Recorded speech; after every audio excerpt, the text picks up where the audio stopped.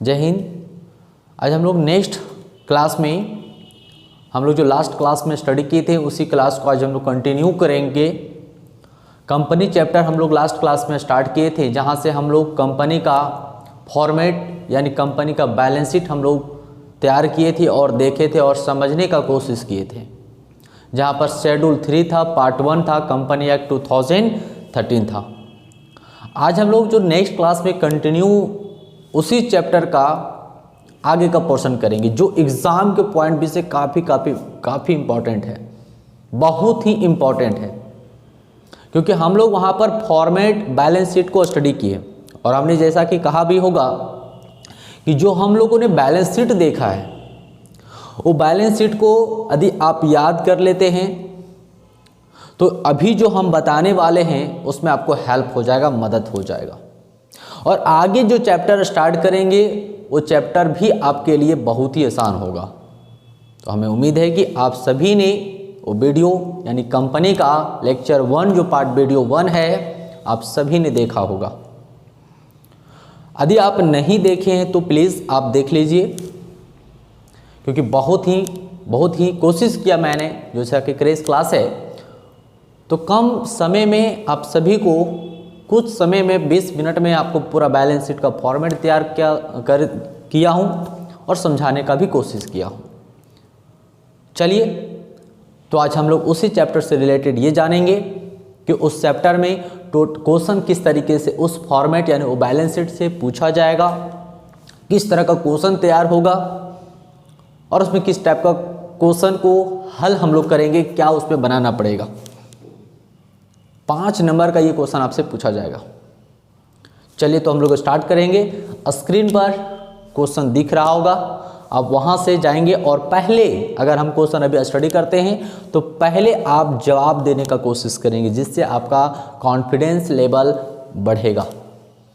ये नहीं कि आप जवाब का मेरा इंतज़ार करेंगे, नहीं। यदि मैंने पहले क्वेश्चन को पढ़ा हूँ तो उस क्वेश्चन को पहले आपको जाकर कमेंट बॉक्स में जाकर पहले ही जवाब दे देना है।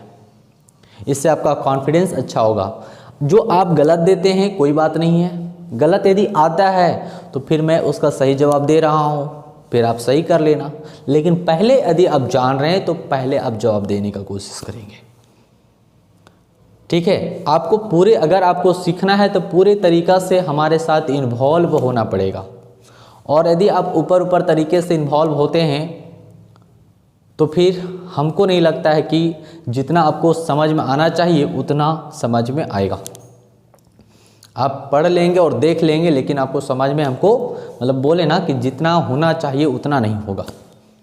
तो पूरे तरीक़ा से इन्वॉल्व होइए। चलिए तो देखिए क्वेश्चन नंबर 1, और जितना मैं यहाँ क्वेश्चन अभी बता रहा हूँ अगर यदि आप इतना कंप्लीट कर लेते हैं तो 100% एक चैप्टर आपका कंप्लीट हो जाता है। इससे आपका 6 नंबर जो है क्लियर हो जाता है।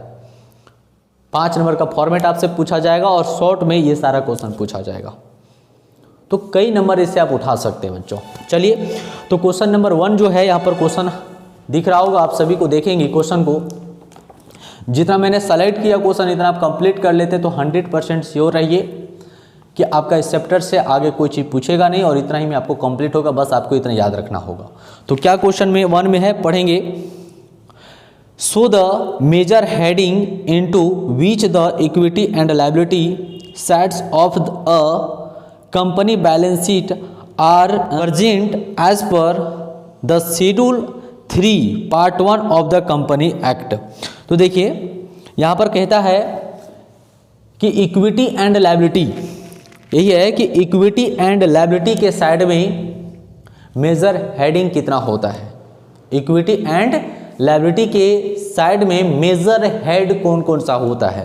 तो हमने कल बैलेंस शीट में आपको बताया था कि मेजर हेड कौन कौन होता है। आपको वहाँ पर भी हम बता दिए थे कि 4 हेड टोटल होता है। टोटल कितना हेड होता है? 4 हेड होता है। नंबर 1 याद करिए, शेयर होल्डर फंड्स। नंबर 1 क्या था? Share holder funds. नंबर 2 क्या था? शेयर पेंडिंग अलॉटमेंट मनी, याद है ना। दूसरा तो था शेयर पेंडिंग अलॉटमेंट मनी या फिर शेयर एप्लीकेशन पेंडिंग अलॉटमेंट। अब जैसे इसको स्टेटमेंट को लिख सकते हो वैसे कोई दिक्कत नहीं है ना। नंबर 3 जो था नॉन करेंट लायबिलिटी, इसी को हम बोले थे ये आपका मेजर हेड होता है। और नंबर 4 जो है करेंट लायबिलिटी बनता है। ठीक है, तो ये टोटल 4 हेड बनता है। टोटल हेड कितना? 4 हेड। आगे चलते हैं हम लोग क्वेश्चन करो। So the major heading into which the asset side of a company balance sheet are presented as per schedule 3 part 1 of the company act 2013। यानी कंपनी एक्ट 2013 के according major head on the asset side कितना head होता है? 2 head. याद होगा आप लोगों को, कल बताए थे बैलेंस शीट में। पहला जो था नॉन करेंट एसेट्स और नंबर 2 था करेंट एसेट, यही 2 हेड बनता है। इसको याद करेंगे, सो भी कर रहा होगा, देख लेंगे। तो पहले अगर मैं भी जैसे क्वेश्चन पढ़ा हूँ वैसे कुछ सेकंड का वैसे भी टाइम मैं नहीं दिया, लेकिन अब कोशिश करिए जैसे मैं क्वेश्चन पढ़ा आप पोस्ट करिए, वीडियो को रोकिए और जाइए कमेंट बॉक्स में कर दीजिए 2 हेड्स, 2 हेड्स, सिर्फ इतना जवाब देना है 2 हेड्स। आपका जो आएगा ना मेरे तरफ से जवाब, आपको लगेगा जैसे मैं आप जवाब पहले दिए कि 2 हेड्स और मैं भी बताया कि हाँ 2 हेड्स होता है कौन कौन? नॉन करेंट लायबिलिटी और करेंट लायबिलिटी। तो फिर देखिए कैसा मजा आएगा। चलिए आगे क्वेश्चन की ओर बढ़ते हैं। तो ये 2 टॉपिक हुआ, major head assets liability side और एसेट साइड में। List the items which are so under the heading current liabilities as per schedule 3 part 1 of the company act 2013। अब देखिए सेपरेट आप यहाँ से आपसे पूछा जा रहा है, सिर्फ आपसे सेपरेट क्या पूछ रहा है कि करेंट लायबिलिटी का हेड कौन कौन सा होता है। जो करेंट लायबिलिटी है उसका हेडिंग कौन होता है? ये मेजर हेड हो गया एक तरह से। करेंट लायबिलिटी में हेड कौन कौन हो गया? हेडिंग, जिसको हेड यानी हेडिंग, हेडिंग कौन हो गया? एक सब हेडिंग होता है, कल हम आपको बताए थे, एक होता है हेडिंग और एक होता है सब हेडिंग होता है। तो करेंट लायबिलिटी में हेडिंग कौन कौन होता है, फिर उसके अंदर भी होता है सब हेडिंग होता है। तो हम लोग हेडिंग को यहाँ पर जाने थे, टोटल कितना होता है? 4, दोनों में, चाहे वो करेंट लायबिलिटी हो या फिर नॉन करेंट लायबिलिटीज हो, दोनों में जो हेड होता है वो टोटल 4। नंबर 1 याद है आपको? करेंट लायबिलिटी में बोले थे शॉर्ट लगा देना है आपको सिर्फ, तो शॉर्ट टर्म बोरोइंग, याद है ना? पहला short term borrowing, short term provisions, ठीक है। और एक अदर करेंट लायबिलिटी हम लोग इंक्लूड किया था, और एक और हम लोग इंक्लूड किए थे जिसका नाम रखे थे ट्रेड पेबल। 4 ये टोटल हेड हो गया। पहला head short term borrowing, number 2 short term provision, number 3 आप बोल सकते हैं ट्रेड पेबल या अदर करेंट लायबिलिटी बोल सकते हैं, और नंबर 4 वही हो गया, 4 हो गया ट्रेड पेबल, जिसके अंतर्गत आता है, ट्रेड पेबल के अंतर्गत कौन कौन आता है? क्रेडिटर, याद रखिए, बिल्स पेबल, ये सारा। तो वो जो हो जाएगा मेजर हेडिंग जो हो जाएगा आपका, हेडिंग जो हो जाएगा मेन हेडिंग, तो आप लोग करेंट लायबिलिटी में चल जाएंगे।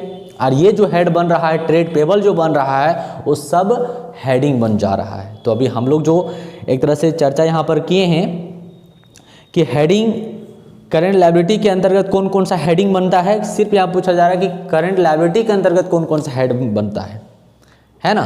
करेंट लायबिलिटी के अंतर्गत हेडिंग कौन कौन बनेगा। और यदि आपसे कोई आइटम पूछ दिया जाए उसके अंदर पूछा जाएगा कि हेडिंग और सब हेडिंग, तो ये जो भी हेडिंग जो यहाँ पर बता रहा है ना, वो क्या बन जाएगा? सब हेडिंग बन जाएगा, और उसका ऊपर वाला जो करेंट लायबिलिटीज है वो हेडिंग बन जाएगा। इस चीज़ को समझेंगे, वरना यहाँ पर बच्चे बहुत कंफ्यूज करते हैं, डाउट करते हैं कि सर ये तभी आप बोल रहे हैं हेडिंग हो जा रहा है कि कितना हेड होता है। यहाँ पर से सेपरेट पूछा जा रहा है कि करेंट लायबिलिटी के अंतर्गत हेड कितना होता है। अब बोलेंगे सर इसको तो आप बना दे रहे हैं, फिर सब हेडिंग बना दे रहे हैं, तो कब ये बन रहा है? सब हेडिंग कब बना जा रहा है? जब आपसे पूछा जाएगा कि क्रेडिटर के हेडिंग और सब हेडिंग का नाम बताइए, तो सबसे पहले कौन होता है? करेंट लायबिलिटी होता है। उसके बाद कौन होता है? ये किसके अंदर आया? क्रेडिटर। बिल्स पेबल किसके अंदर आया? तो ट्रेड पेबल के अंतर्गत आया। तो ट्रेड पेबल जो क्या बन जाएगा भाई? तो वो कहलाएगा उस सिचुएशन में सब हेडिंग कहलाएगा। बात क्लियर है? चलिए आगे भी क्लियर होगा। तो टोटल याद है, यानी आपसे अगर करेंट लायबिलिटी पूछा जाए या फिर नॉन करेंट लायबिलिटी। अगर दोनों पक्ष में पूछा जाएगा कि हेडिंग उसके अंदर कितना होता है, 4 होता है दोनों में। यहाँ पर जैसा शॉर्ट टर्म बताएं वहाँ पर आपको लॉन्ग टर्म बता देना है। लॉन्ग टर्म देख लेते हैं आगे वाला में क्या, अगले वाला जो क्वेश्चन है वही यहाँ पर बता रहा है। List the items which are so under the heading non current liability as per schedule 3 part 1 company act 2013। इसके अंदर हेडिंग आपको बताना है। तो देखिए हेडिंग वही हो गया, नॉन लॉन्ग टर्म बोरोइंग हो जाएगा, लॉन्ग टर्म प्रोविजन हो जाएगा, और एक बोले थे डिफर्ड टैक्स लायबिलिटीज। क्या होगा, डिफर्ड टैक्स लायबिलिटीज, और लास्ट में हो जाएगा other long term liabilities, other long term liabilities. ये 4 ऑप्शन होगा। ठीक है, चलिए अब हम लोग चलते हैं नेक्स्ट 4। अब यहाँ पर आपको सब हेडिंग और हेडिंग का नाम बताना है, हेडिंग और सब हेडिंग का नाम बताना है, दोनों का नाम बताना है। ठीक है, चलिए पहला है बिल्स पेबल। बिल्स पेबल देखिए अभी जो जस्ट मैंने बता रहे थे, बिल्स पेबल का हेडिंग और सब हेडिंग दोनों बताना है। तो बिल्स पेबल जो है इसका हेडिंग कौन हो जाएगा, करंट लायबिलिटी हो जाएगा, और सब हेडिंग बिल्स पेबल किसके अंतर्गत आ जाएगा, ट्रेड पेबल के अंतर्गत आएगा। ओके, नंबर 2 जो है प्रेफरेंस शेयर कैपिटल। तो याद करिए शेयर होल्डर फंड्स, क्या हो जाएगा, शेयर होल्डर फंड्स हो जाएगा, और किसके अंतर्गत, तो शेयर कैपिटल के अंतर्गत आ जाएगा। ओके, याद रखना है preference share capital, share holder fund जो है हेडिंग कहलाएगा, सब हेडिंग शेयर कैपिटल कहलाएगा। ओके, नेक्स्ट है डिवेंचर। डिवेंचर देखिए, डिवेंचर जो याद करिए नॉन करेंट लायबिलिटी में, किस में चल जाएगा, नॉन करेंट लायबिलिटी में, और किसके अंतर्गत, लॉन्ग टर्म बोरोइंग। ये ऋण है, कंपनी के लिए क्या है, ऋण है, तो ऋण कहाँ हो जाएगा, लॉन्ग टर्म बोरोइंग, सब हेडिंग, और नॉन करेंट लायबिलिटी के अंतर्गत आएगा। नेक्स्ट जो है कॉल्स इन एरियर, याद रखिएगा आगे पढ़ेंगे call for future. Calls in arrear जो है, ये जो हमेशा कॉल्स इन एरियर जो है कोल्ड अप कैपिटल से ये माइनस किया जाएगा। ये याद रखिएगा जो हम बताए थे शेयर कैपिटल में जो माइनस करके फॉरफीचर ऐड करना बताए थे, तो याद रखना है कोल्ड अप कैपिटल से इसको माइनस किया जाएगा। कोल्ड अप कैपिटल ये होगा पेड अप कैपिटल, तो पेड अप जो कैपिटल होगा वो फॉरफिटेड अमाउंट को प्लस किया जाएगा, किससे, पेड अप कैपिटल से। चलिए याद रखिएगा कॉल्स इन एरियर को किससे माइनस किया जाएगा, deduct from cold up capital. Next है जनरल रिजर्व। देखिए जनरल रिजर्व सिंपल है, ये हेडिंग जो हो जाएगा वह शेयर होल्डर फंड्स हो जाएगा, और जनरल रिजर्व किसके आएगा, याद रखिए reserve and surplus, reserve and surplus सब हेडिंग हो जाएगा। नेक्स्ट जो है provision for tax, provision for tax, ये देखिए करंट लायबिलिटीज हो जाएगा। प्रोविजन फॉर टैक्स जो है करंट लायबिलिटीज हो जाएगा, और किसके अंतर्गत जाएगा, तो शॉर्ट टर्म प्रोविजन के अंतर्गत आएगा, शॉर्ट टर्म प्रोविजन के अंतर्गत आएगा। तो आप यदि इतना रख लेते हैं तो मान के चलिए हेडिंग और सब हेडिंग आती है, आपसे नाम पूछा जाएगा तो आप 100% इतना में से ही कोई आइटम आएगा और आप उसको आराम से बना सकते हैं। ये एग्ज़ाम के पॉइंट व्यू से बहुत ही इंपॉर्टेंट है। चलिए एक और हम लोग क्वेश्चन लेते हैं और लास्ट क्वेश्चन इसको हम बोलेंगे। Items to be show on asset side, ये जो हम लोग बताए हैं ये लायबिलिटी साइड के बताए हैं। अब हम लोग एसेट साइड में चलते हैं। Loose tools, this is the called assets, it's called क्या है, वो एसेट्स है। लूज टूल्स क्या है, एसेट्स है, लेकिन कौन सा एसेट है, करेंट एसेट्स है, तो इसका हेडिंग कौन हो जाएगा, करेंट एसेट्स हो जाएगा। वैसे मैं बहुत फास्ट बता दे रहा हूँ, ये आप लोगों को पहले जवाब देना है, थोड़ा सा लेकिन लेट हो जाता है। चलिए लूज टूल का आप जवाब दीजिए कि लूज टूल जो है इसका हेडिंग कौन होगा, तो करेंट एसेट हो जाएगा, लेकिन सब हेडिंग का आप जाइए और कमेंट बॉक्स में कमेंट करके बताइए लूज टूल्स किसके अंतर्गत आएगा, बताइए जल्दी। तो लूज टूल्स का सब हेडिंग का नाम बताना है आपको। किन बच्चों का सही आता है जवाब याद रखना है, तो उम्मीद है कि आप आ गया होगा जवाब। इन्वेंट्रीज याद रखना है, टूल्स, इन्वेंट्री, इन्वेंट्री स्टॉक जिसको हम लोग कहते हैं इन्वेंट्री, ठीक है। नेक्स्ट बिल्स रिसीवेबल, ये आपको बताना है। बिल्स रिसीवेबल मैं आपको इसमें वक्त देता हूँ। बिल्स रिसीवेबल चाहिए कमेंट बॉक्स में कमेंट करके बताइए, तभी आपका कॉन्फिडेंस लेवल ठीक होगा। बिल्स रिसीवेबल क्या होगा, इसका हेडिंग करेंट एसेट्स, और किसके अंतर्गत, सब हेडिंग ट्रेड, याद करिए पेबल या रिसीवेबल, तो ट्रेड रिसीवेबल क्या होगा, ट्रेड रिसीवेबल हो जाएगा, ठीक है। नेक्स्ट सन्ड्री डेटर, इसका जवाब आप जो देंगे मेरे तरफ से उस विद्यार्थी के लिए स्पेशल थैंक यू। बाकी तो लाइक चलेगा, लेकिन thank you, good, very good. Sundry debtor same होगा जवाब जो भी मैंने पीछे का जवाब दिया हूँ, जो पीछे का जवाब था। सन्ड्री डेटर जो है वो भी करंट एसेट्स होता है, तो हेडिंग हो जाएगा करंट एसेट्स और सब हेडिंग हो जाएगा क्या, वही डेटर जो है ट्रेड रिसीवेबल के ही अंतर्गत आता है। ठीक है, चलिए गुडविल, गुडविल देखिए ये नॉन करंट एसेट होता है, फिक्स एसेट के अंतर्गत आता है नॉन करंट एसेट, और इंटेंजिबल एसेट होता है, इट्स कॉल्ड, तो सब हेडिंग हो जाएगा intangible assets. Brand trademark same answer जवाब होगा, ये भी है नॉन करंट एसेट्स है और इंटेंजिबल एसेट्स है। Share in ABC company limited, share जो है एबीसी इन कंपनी लिमिटेड, ये जो आपका जवाब होना चाहिए नॉन करंट एसेट होगा, ये इन्वेस्टमेंट होता है, तो दिस इज कॉल्ड जो है ये नॉन करंट एसेट्स होगा। और ये किस सब हेडिंग क्या कहलाएगा, तो नॉन करंट इन्वेस्टमेंट के अंतर्गत चला जाएगा।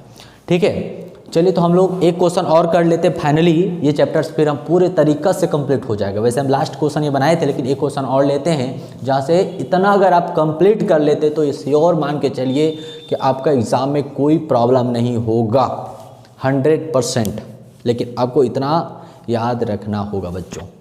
और देखिए इतना में से 100% मान के चलिए आपके 90% तो याद ही होगा, बचा 10% को याद कर लीजिए जो आपको प्रॉब्लम करता है, क्लियर हो जाएगा फिर।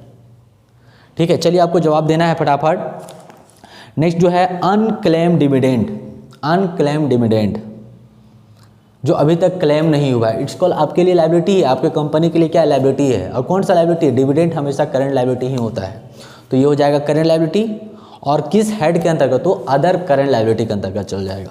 ठीक है, ये कहाँ चल जाएगा, अदर करंट लायबिलिटी के अंतर्गत चल जाएगा। सिक्योरिटी प्रीमियम, इस सिक्योरिटी प्रीमियम जानते हो क्या होगा, शेयर होल्डर फंड्स के अंतर्गत चल जाएगा, और रिजर्व एंड सरप्लस के अंतर्गत, इसका सब हेडिंग होगा रिजर्व एंड सरप्लस के अंतर्गत होगा। चलिए आपका जवाब और छोड़ते हैं हम। प्रिलिमिनरी एक्सपेंसेस, ये बच्चों आप लोगों को बताना है। प्रिलिमिनरी एक्सपेंसेस बोलेंगे सर अब टफ वाला ही हम ही लोग को दे देते हैं, नहीं बाबू, अब दो जवाब याद रखना है। सिक्योरिटी जो प्रीमियम आए थे ना, नहीं, प्रिलिमिनरी एक्सपेंसेस, ये जो हमेशा जो है सिक्योरिटी प्रीमियम से क्या होगा, डिडक्ट होता है, deducted from security premium, security premium से डिडक्ट हो जाएगा। जो खर्च है पहले बिजनेस का जो प्रारंभिक खर्चा है, वो जो कंपनी एक्स्ट्रा जो प्रीमियम पर बेचती है ना शेयर, उससे ये मैनेजमेंट होगा, यानी उससे मैनेज होगा, एडजस्ट होगा उससे।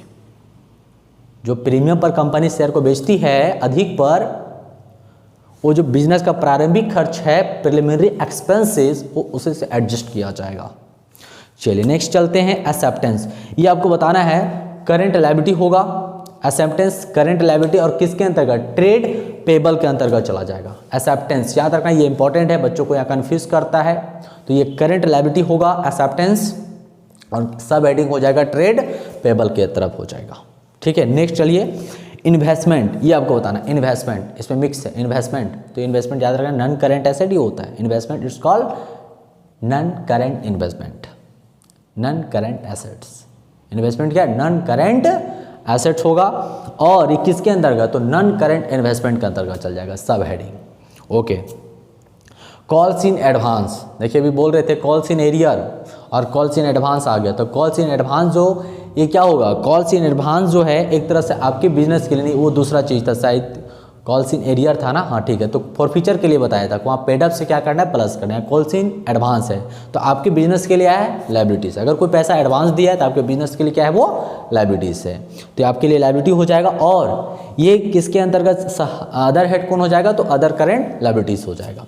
और लास्ट है फॉरफीचर शेयर है, तो फॉरफीचर शेयर आपको जस्ट बताए, फॉरफीचर शेयर या फॉरफीचर अमाउंट बोलिए, ये जो है आपके लिए शेयर होल्डर फंड के अंतर्गत चला जाएगा और किसे पेड अप कैपिटल से प्लस किया जाएगा। ठीक है, तो ये टोटल जो है, ये टोटल आप सभी का कंपनी का लेक्चर 2 में पूरे तरीका से हेडिंग, सब हेडिंग और कंपनी का बैलेंस शीट कंप्लीट हो जाता है, क्लियर हो जाता है। तो चलिए फिर हम लोग नेक्स्ट क्लास में मिलेंगे, और हम लोग का जो नेक्स्ट क्लास होगा वहाँ पे इसमें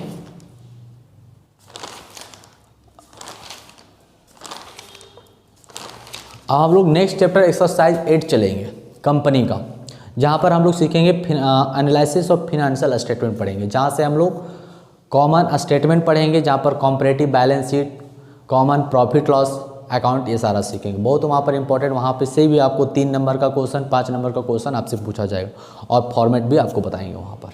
चलिए वीडियो कैसा लगता है कमेंट करके आपको बताना है।